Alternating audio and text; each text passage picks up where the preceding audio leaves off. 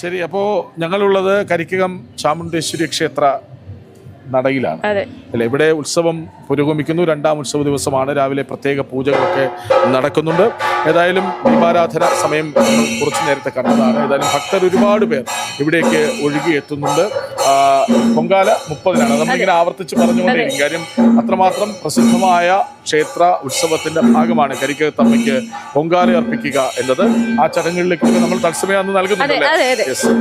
എത്തിച്ചേരാൻ പറ്റാത്ത പ്രേക്ഷകർക്ക് ജനം ടിവിയിലൂടെ പൊങ്കാല ലൈവായി കാണാൻ പറ്റുന്നത്. അപ്പോ നമുക്ക് ഇപ്പോൾ വീണ്ടും ഒരു വാർത്തയിലേക്കാണ്. ഇടുക്കിയിലേക്കാണ് പോവേണ്ടത്.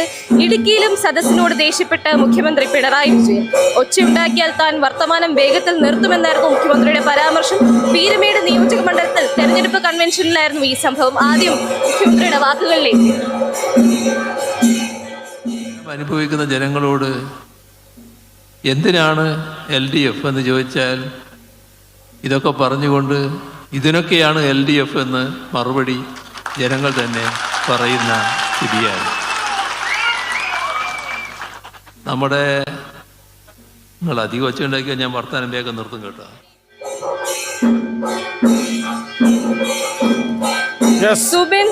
സുബിൻ തോമസ്.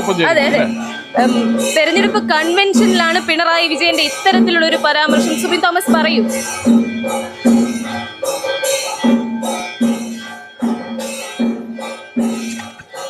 തീർച്ചയായും പെരുമേട് നടന്ന ഒരു തെരഞ്ഞെടുപ്പ് കൺവെൻഷനാണ്. അതായത് പെരുമേട്ട് LDF സ്ഥാനാർത്ഥി K സലീംകുമാറിന്റെ തെരഞ്ഞെടുപ്പ് കൺവെൻഷൻ എത്തിയപ്പോഴാണ് ഇത്തരത്തിൽ മുഖ്യമന്ത്രിയുടെ ഭാഗത്തുനിന്ന് ഒരു പരാമർശം ഉണ്ടായത്. കഴിഞ്ഞ ദിവസം കോന്നിയിൽ താൻ വീട്ടിൽ പോയി ചോദിക്കുക എന്നുള്ള തരത്തിലുള്ള ഒരു പരാമർശമാണ് ഉണ്ടായതെങ്കിൽ ഇത്തവണ പ്രവർത്തകരോടാണ് അദ്ദേഹം ഒരു ശാസന എന്ന രീതിയിൽ ഒച്ചയുണ്ടാക്കിയാൽ താൻ വേഗത്തിൽ തന്റെ സംസാരം അവസാനിപ്പിക്കുന്ന തരത്തിൽ ഒരു ശാസന നൽകുന്നത്. അദ്ദേഹത്തെ ചൊടിപ്പിച്ചത് ഈ LDF-മായി ബന്ധപ്പെട്ട വികസന കാര്യങ്ങൾ പറയുകയും സർക്കാരിന്റെ വികസന പ്രവർത്തനങ്ങൾ പങ്കുവെക്കുകയും ചെയ്യുന്ന ഒരു സമയമായിരുന്നു. ആ സമയത്ത് പ്രവർത്തകർ ആവേശത്തോടെ മുദ്രാവാക്യം വിളിച്ചു.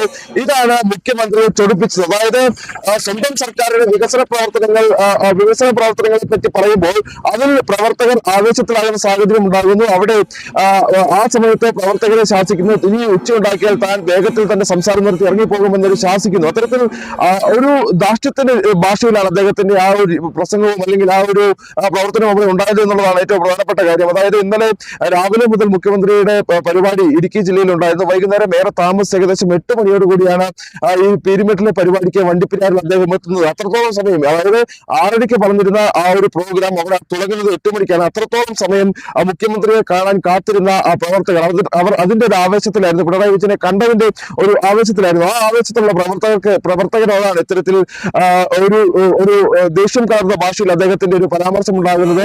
അതിൽ അണികളെല്ലാം തന്നെ അതിനുശേഷം മുതിർന്ന നേതാക്കൾ ഇടപെട്ട് ഈ പ്രവർത്തകരെ അനുനയിപ്പിക്കുകയും ഈ ഉച്ച ഉണ്ടാക്കരുത് എന്നുള്ള നിർദ്ദേശം അവർക്ക് നൽകുകയുമായിരുന്നു. അത്തരത്തിൽ ഒരു പരാമർശം മുഖ്യമന്ത്രിയുടെ ഭാഗത്ത് നിന്ന് ഇടുക്കിയിലും ഉണ്ടായി എന്നുള്ളതാണ് ഏറ്റവും പ്രധാനപ്പെട്ട കാര്യം.